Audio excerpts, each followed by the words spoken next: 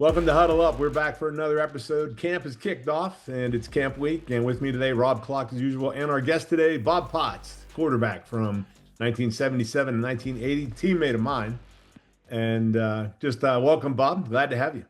Welcome, Yeah, Coach. happy to be here. It's shocked that you want me here, but I'm happy to be here. Well, yeah, and you're also West Coaster. You're like, is that considered West Coast, Bob? No, mountain. Mountain time? We're in mountain time here in Utah. You're in Utah. Yeah, yeah. Yeah. Well, it's funny because it is camp week, and like I said, I was up there today.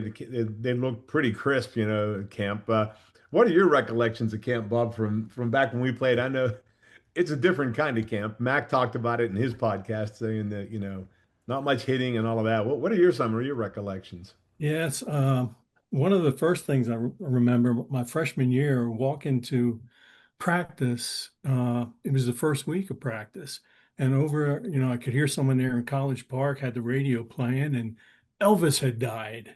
That's how old we are, you guys. Elvis had left the Elvis building. died our freshman year, so that was a big news. But listening to Mac last week, I was shocked that they only got what 3.5 hours a day. Hmm. That we were doing that 2 days, and then maybe had a practice in the evening for special teams and stuff. So it's a big change, and given the players that they have, these players today are much better than we ever were, than I ever was. I mean, I watched some high school football out here in Utah, and there's kids out here that I'm just like, holy cow, these kids are amazing. Hmm. So um, that's the amount of time that we spent on the field. And one of the other funny things that happened that I remember was, the first year, and all of a sudden the first practice, and all of a sudden the middle practice, the whistle blows, and the head coach Joe Mark goes, "Water break." I was like, "What? Water break?" We didn't have those things in high school. So I was shocked when that happened. That was a big deal. I know it is interesting to see some of the athletes that are out there now. Those guys they're all cut, they're all so athletic, Yeah. and I was telling somebody, I said, yeah, I was like farm strong. I grew up on a farm, I lifted Yeah. things, but never actually hit a weight room in my life. So Well, it's you Yeah, were kids are big. I definitely remember you trained coming differently in. today. Excuse me, Rob. That's all right. Go ahead, I, Bob. I remember you coming in, friend. And who was the other? What's his name? Tim that was with Tim you. Matthews, yeah, my high school Yeah, buddy.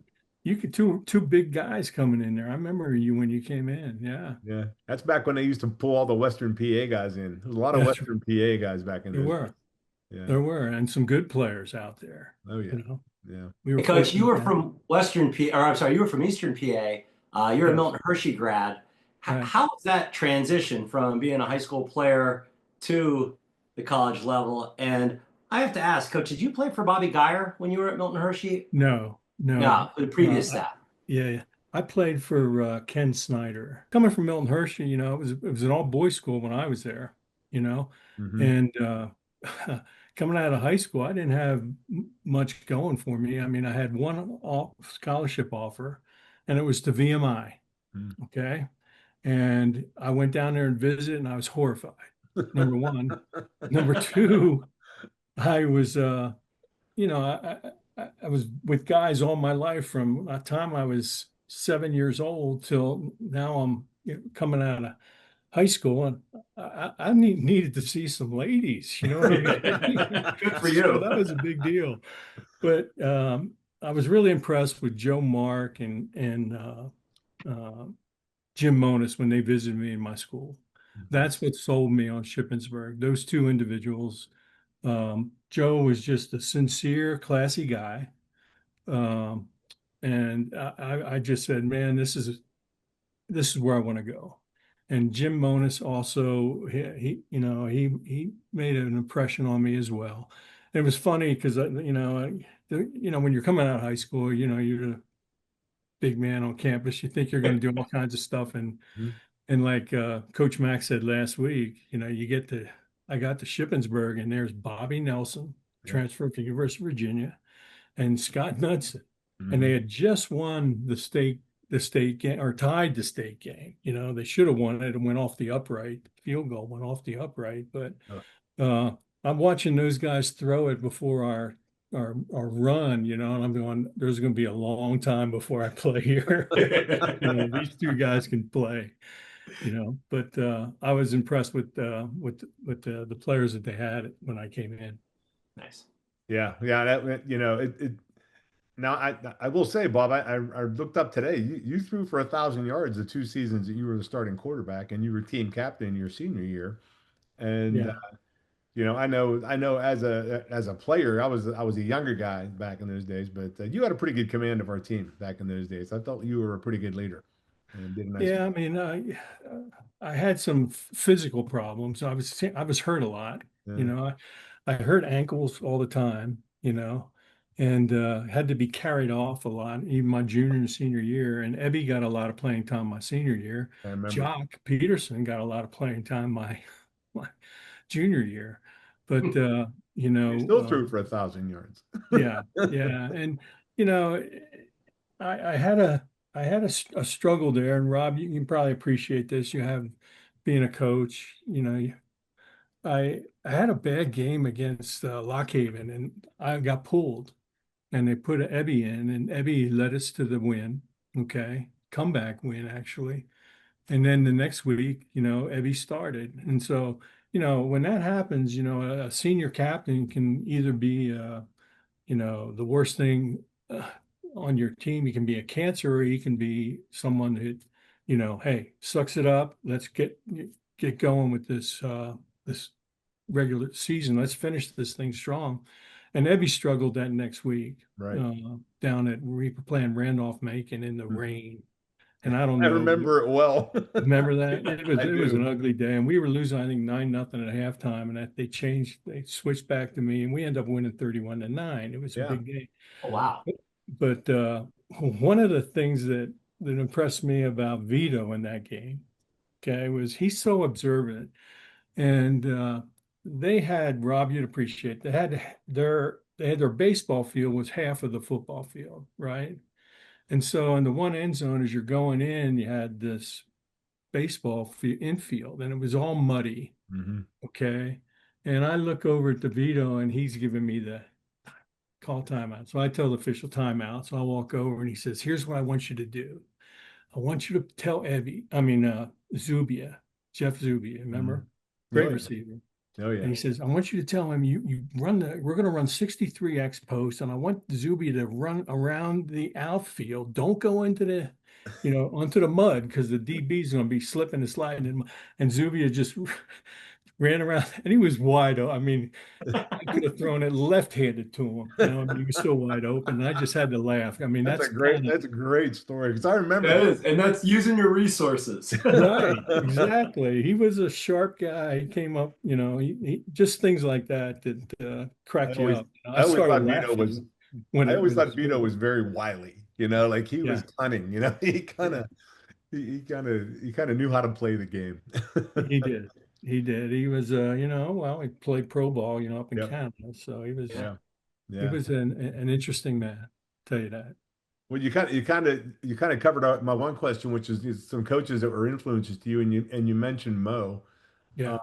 And then you went on to do a lot of coaching. You went on to coach at several different Yeah. schools, right? Can Well, I you give me started there with you guys. I right, was there, I right. was there in 81 when Okay, you, Bobby, I got to interrupt you. I'm sorry to interrupt you on this. This came to my head the other day. So you were coaching after, and I think you might have been in your second year coaching there, and I had just graduated, so I'm there coaching just helping out as an assistant. So Vito, we have our first. They had JV games back in those days, and Vito's like, "Okay, Fran, you're the head coach of the JV." He goes, "But Bob Potts is going to go with you, and he'll help call the plays." And I was just blown away. We're going to Kutztown for a JV game. I have no idea what I'm doing. I'm an offensive lineman. I only know the 4 feet in front of me. yeah. And I got officials asking me questions. I think at one point you even said, "Fran, should we run like 36, sprint draw?" And I was like, "Bob, I don't know." So Boy, thank you I for don't taking the remember that, helm. friend. Thank It's you for funny taking the the things you helm. remember. Yeah. But I was there for 2 years as a grad assistant. The first year I was there, I was a student. I graduated in December. Mhm. not the sharpest tack in the box here. But I graduated in December, so I help coach, and I work with receivers, okay, and Coach Mo. Uh, and then I was a GA for 2 years. And I think one year was, I think, Kenny Schaefer's last year as a grad assistant. And then the next year, Cal came in, was a GA as Mhm. well.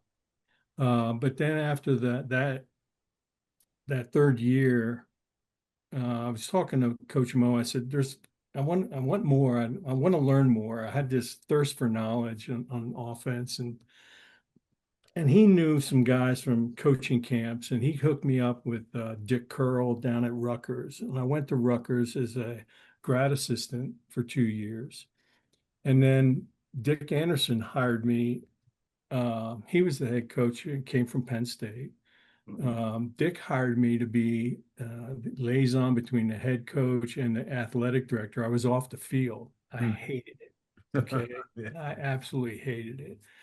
But I was involved, and it was funny because it'd be on the sideline. I'd be standing there, entertaining recruits in a shirt and tie, and Dick would scream at me, "Get that tight end squared away." Like, okay, coach, But I enjoyed that, and then so I just didn't like that position off the field, and then a guy um, at Rutgers helped me get in at Maine with Tim Murphy at the time.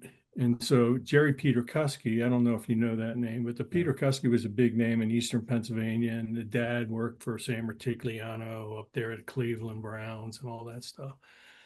But their sons were coaches, and Jerry helped me get in with Tim Murphy. And so that's where I had my first experience. And that was a wonderful experience at Maine. It was short. We won. He ended up jumping to Cincinnati and not taking any of us with him. Mm. So then we were scrambling for jobs, Yeah. and I caught on at VMI. Funny how I You're ended back. up at VMI. Full circle. Full Yeah. circle. So, but that was fun. I mean, I was on the other side of the ball now because they ran the wishbone, and so Mm. I was coaching the secondary now, Mm. and it was fun. I enjoyed it, but we had a couple good teams, but we would do something that just at the end of the game we would end up finding a way to lose rather than finding a way to win, Yeah. and that made it tough. And so I think our best record there was 5-6 the one year, and other than that, uh, I was recruiting in Pennsylvania at the time, Eastern PA, and I got the call from the head coach. He says, "Hey, what are you doing?" I said, "Well, I just came out of the school, blah blah blah blah." And he said, "Well, I don't know if you heard, but I got fired today. Mm. Come on in." So I came back, and then I said, "There's got to be a better way to make a living than doing this all the time." So Yeah. then I left coaching and went to work for a VMI grad, Oh, and I was with them for 30 years and retired in Wow. December. So it was a wonderful experience. yeah. Speaking of that, we'll get to some of our coaches. So Mac just brought in a new QB coach, okay, which we've interviewed. We're very impressed with Braden Long, young guy from Slippery Rock. What will be his biggest challenges going into the season, in your opinion, and your coaching background, Coach? Well, first off, he's got an amazing background. He was very successful as a player, and I'm sure he's going to be just fine. Listening to Mac last week was similar to what I experienced when I went there. There was two upper class QB, and then there was like five of us freshmen, and battling it out. And it's like attrition, you know. Guys will find a way to, someone will say, I want to concentrate on academics. I want to do this. I want to do that. So you know, I think finding those guys who want to compete, that's the biggest thing. Find the guys that want to compete and believe in what you're doing. They'll stay with you. And I think that's going to be his biggest problem, listening to Mac and how, the transfer portal affects them. I was surprised to hear how big that is. It's huge. That shocked me when Yeah. Mac was talking about that. Yeah. But I think just finding out those guys that'll compete and will do the things that you want on the field day in, day out. Yeah. Did you get a lot when you were there, Bob? And coaching is so different nowadays. It looks to me, everybody's got a, specialty coach. And I mean, was it a lot about mechanics trying to work with you and improving your mechanics, or was it really just putting the offense in your head? Coach Mo tried to do some of that, especially, we did so much sprinting out and, me and sprinting out. You know, I wasn't the fastest guy out there, but to get yourself squared up to, throw it downfield. So he did work on that a lot. Mhm. I didn't have the greatest delivery. I was more of a three-quarter guy. Some guys were more over the top. I was more three-quarter when I threw.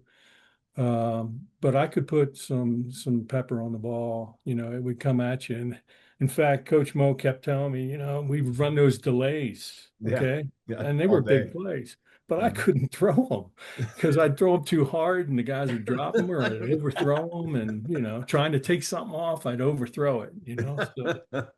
So it was a tough pass for me. Coach Monis will laugh at that because They loved the delays. I know we yeah, ran a lot of delays. you did. Yeah. Now, you played under Coach Mark, played under Vito, uh, and I thought those guys had two really different styles. Coach Mark was, Yeah. he was by the book. Vito a little more laid back. Mac's very similar to Coach Mark from what I'm experiencing. Talk about maybe the way Mark ran, the way Coach Mark ran it, and maybe your reflections on him as a coach and an influence. I thought he was a great guy. Yeah, I thought he was too. Coach Mark, he didn't want to jump in what I witnessed, and I happened to go to a camp where he was the head coach. Okay, and I was a young coach, and I was working with kids. He coached the coaches. Okay, when he would jump in, he would coach the coach. Coach, get him going. What are you Mhm. doing, coach? He didn't talk to the players. But he was watching. And that's what I remember, Coach Mark. Um, Vito, on the other hand, he spent more of his time on the defensive side of the ball. Right. Okay, because he called all the plays on defense. Oh, he was an offensive mind. He called all the defensive plays, and so uh, when the switch happened, when Coach Mark left and Vito took over, I really didn't see as a quarterback with Coach. I had Coach Mo. I didn't see that much of a difference. Hmm. Okay, Hmm. it was to me it was the same offense. Called everything the same way. Coach Monis, and then Billy Hecken came in and was the O-line guy. Yep. Swifty was the receiver guy. The same guys were still on the offensive side of the ball. So I didn't see a whole bunch of changes going on. Coach Mo had a heck of a coaching career, really. I mean, I know he Yeah. was young when he started, when you were there, when I was there, but Yeah. pretty impressive what he accomplished over his years as a coach. Yeah, and Yeah. at various places, Bloomsburg and Yeah. at LVC, and Mhm. he's in Hall of Fames all over the state. Yeah. At Shippensburg, at LVC, probably, Yep. I mean, I remember watching them, and I watched the game when they went to the playoffs at Bloomsburg when they played on TV. I was trying to get they played out here in Western Colorado, and I tried to get to the Oh, game, wow. but I couldn't get there for different reasons. But uh, yeah, he had a quite a career and very successful. And he's just that whole family, his whole family. I mean, when I was there, Milton Hershey, I didn't have anywhere to go. When school let out and stuff like that, and he would have me over for Christmas or something like that. Him and his family, his mom, Mm. his wife, Mary Ellen, and all. I remember the kids, Jimmy and Todd when they were Yeah. tiny little things, and now they're, Yeah. they're grown men Yeah. with children of their own, Yep. So, Very successful, both of them. yeah, yeah. So, All right, so we asked you some advice for the new position coach. How about this one? Okay, I like this question, by the way, Fran. Mac has a crowded QB room this year. What is your advice to the group, now to the players? How does a guy break out of the pack when competing for the starting job? yeah, it's that's a tough one. The guys just got to perform on the field. That's what it'll come down to. It sounds like he's got two real good ones to start. Hmm. And I haven't seen him play. I'd like to get back there sometime and watch him. But the freshmen will, they'll battle it out and learn. And that's the thing that helped me. Probably you were in the same thing, Absolutely. position, Rob. The upperclassmen, I got to know Scotty Knudsen really well, and Scott was a big help to me learning things. And I hope the upperclassmen, you don't want to sell yourself out because this is your competition, but at the same Sure. time, the program needs to grow and continue on. Mhm. And so you want to install the knowledge that you learn to them. But I think the guys uh, have just got to perform on the field day in, day out, not just, every other day or something. They got to be there. That guy's got to perform. There's pressure on you to perform every practice, especially with the little amount of time they do have to practice. Right. It's one thing to be able to do it in the classroom, but it's another thing to see that on the field and understand the coverages and what's going on and how it works. So Yeah, Yeah, I think Rob. that's interesting, Coach, because I had a very similar experience. Billy Roth was my yeah, mentor. Like, yeah, he was just phenomenal. And sadly, he got hurt. And I'll be quite honest with you, I wasn't quite ready yet, but I had to go. yeah, And so I played the last 4 games of that season. And in all honesty, I probably should have still been on the bench till the next season, but he broke his collarbone and he was there all the time. He was at practice. He helped me a lot. Right. But I think you're right. You have to, build that tradition and that trust so that right. when the younger kids do get their shot, and again, you never know what's going to happen. So one of those freshmen could be forced to play this year. I mean, ideally, we'd love to redshirt all of them and have some depth at that position, but that might not happen, especially with our history of the past couple of years. We've had a bit of a tough time with quarterbacks. Yeah. Right. Well, I had to laugh. We went and played it at Michigan, Slippy Rock, right? Oh yeah. Everybody played. I don't. We played. Must have took 100 players. I don't know, but everybody played. There were four quarterbacks that played. I know, Yeah. and all the freshmen.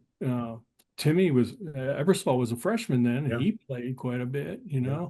So I mean, it was amazing, and to see the defensive guys, all these freshmen are out there playing. It was It was That so was much that was a fun. bizarre game because it seemed like we could do no wrong. Like everything broke our way every play. Yeah, I'll never forget the big fullback Steve Moskowitz yeah, straight up the middle, huge hole, drops the ball out of his hands, like it flies out in front of him. It hits one big hop. He picks it up on the run, doesn't even break stride, and extra. goes like 70 yards for a touchdown or something. Yeah, It's yeah. just It was. everything. You know what was weird too about that, Steve? Uh, friend, his name, Steve. We knew him as Steve Orth, Right?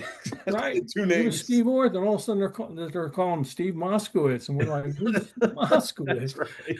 And then I he had vanished. He it, vanished. huh? He played like that one year and then he was gone. He's gone, right? Yeah. Yeah, because it was like his stepfather and his father. I don't know Hmm. which way it was. He took his stepfather's name or took his real name. I don't know, but we knew him as Steve Orth, and all of a sudden they're calling Yep. him Moskowitz, and we're going, Yep. "Who the heck is this guy?" Well, it's interesting about that whole season too, Bob, is that we started off like I think we were 4-2. We go up there and we kicked Michigan or kicked Slippery Rock in the big house, and I think we were all kind of thinking we got something here. We're going to be this great team, and then we lost four in a row at the end. Yeah, we came back and played Indiana, and we got up 24 to 6 or 24-9 or something like that. And we're kicking their butt at Indiana. Hmm. And all of a sudden, that quarterback starts throwing that Bowman. I still remember that Yeah, receiver. He must interesting. have caught 20 passes that game. He was leading the nation in receiving, but he had all kinds of receptions, and they ended up coming back and beating us 31-24. And Yeah. you know, talking to Tony Winter when I was there as a grad assistant, he thought that may have been, like that was like a bowl game going there to Michigan, and all of a Right. sudden it was a letdown playing in the Yeah. rain and mud at Indiana. Yeah, and it was muddy, and it was muddy and Oh, yeah. miserable. Yeah. And that, we just didn't get up after that. It was sad. I mean, Yeah. because I'll tell you what, there were some players on those teams that they were really good, and Hmm. uh, it's sad the way that ended, especially at California that last game of the year. I It don't was know. I don't even brutal. know if we're allowed to talk about that game. No, that's a brutal butt kicking. Yeah. I thought Vito was going to string us all up in the Oh, locker room. yeah. That was a very, Make us walk home from there. yeah, I think he wanted us to. And Yeah, we ended up losing 24-0 right. in another rain game. It was mud. It was, Yeah. And I saw that film and I think I played the first series and all of a sudden I'm not playing, I'm hurt. yeah, I yeah, don't know what happened. I can't remember. yeah. But I probably twisted an ankle. How it is. Me and Was ankles. that your go-to injury? Well, you know how it started, right? You know how Vito used to lay those hoses out in the field Oh yeah, I remember that. and they left them on the field. We're running sprints. I hit one of those things and turned the ankle, and that started That was my the ankle. big. That started it. Oh man. All right, so now I know you're out west and you're living the life. You told me you play golf 6 days a week, which that Yeah. was somewhat depressing to hear. I didn't say I play it well. I just play. Hey, but you're playing, especially in beautiful Utah. Yeah, Yeah, yeah. I tell you what, we have some great weather here. It hasn't, they're kind of upset out here because it hasn't rained in like 46 days or Oh, something like that. wow. So it's been in the hundreds and 90-degree weather right now. But yeah, I play quite a bit of golf, enjoy it. It's another way to compete, Mhm, I mean, that fire, that competition that you want to do. I mhm. keep telling Monis I'm going to come back there and we're going to get together and play some golf, I was going to ask you if you ever played with Mo or Oh, again. I had years ago. Yeah, we used to play quite a bit, when he was at LVC. Yeah. And he's not long, but he's right down the middle. He's right down the middle, you know. He plays a This good way, bit. that way. I can relate.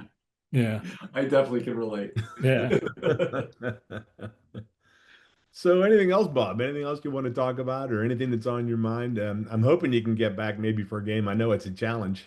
Yeah. Yeah, it's a challenge. I usually come back in the fall. Hmm. I usually come back for the Milton Hershey homecoming, and I was hoping to extend it to a ship game, but their homecoming this year is so late in the year, and I'm Yeah. not gonna probably come back this year, but maybe come back again in the spring if you guys do something like that again Oh yeah. We'll be in the doing it. spring. Yeah, we'll be Yeah. doing That was the short time I was there. It was great seeing Freddie. I hadn't seen Freddie in years. it. Yeah. EJ, I saw EJ EJ, yeah. Smith. I haven't seen EJ in years. And then you guys, Cal. Yeah. Cal was out here at my wedding years ago. Wow. Same with Tom Lease was out here at my wedding years ago. And Teammates. it's always good to see your ex teammates. Oh yeah. Tommy Sloan, God, he hasn't changed a bit. Looks the same, like he True. still carried the True. ball. Looks the same. Yeah, you know. When you bring that up, Bob, and just one last question, I guess, what do you think about what we're trying to do with our 4L and the engagement with the alum? I love it. I love what you're doing.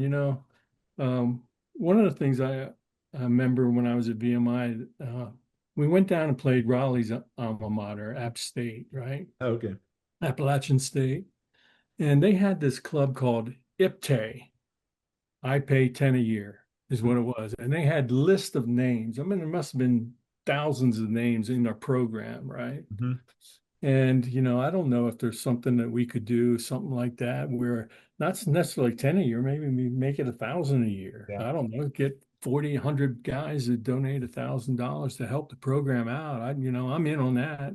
Well, we're going to get Um, you on the fundraising committee, it sounds like. oh, You yeah. I know, mean, whatever I can do to help. I'd like to give Mac, it's kind of depressing. Steve Heckler will send me some things sometimes that shows, the scholarship money different mhm. schools have compared to Shippensburg. And I'm just flabbergasted that some of these schools, the kind of money that they got. And I'm Yeah. like, geez, we got to do Yeah, something here. the disparity is shocking. Yeah, It is. it's really, and there's a couple of us. It's not just us, but it's just Yeah.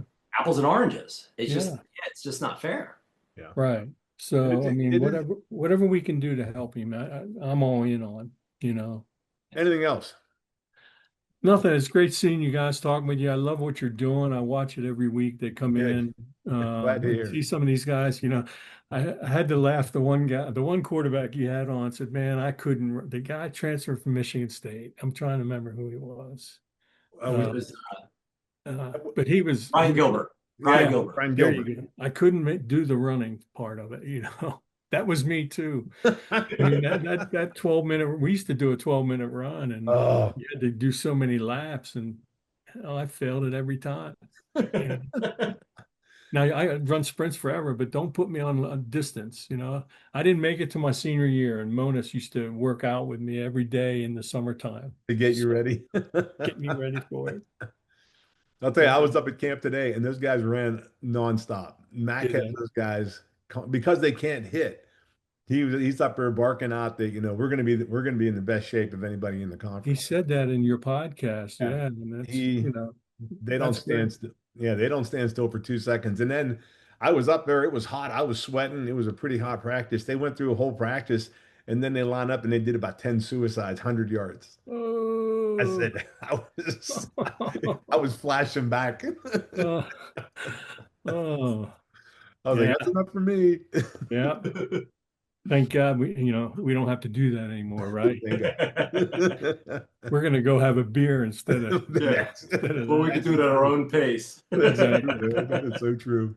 But yeah, I appreciate you guys. What you're doing is fantastic. Keep it up. And if I can help in any way, reach out. I'm out here. It's great connecting with everybody when I was Yep. back there. Hope to see more guys Good. in the future. All right, will do, Bob. Really appreciate Thanks, it, Bob. man. It's great problem. catching up with you and hope to see you maybe this fall or in the spring. Okay? You got it. Keep Tell playing me I golf, said buddy. hello. I Okay? will. I will. All right. We'll Take see care. you.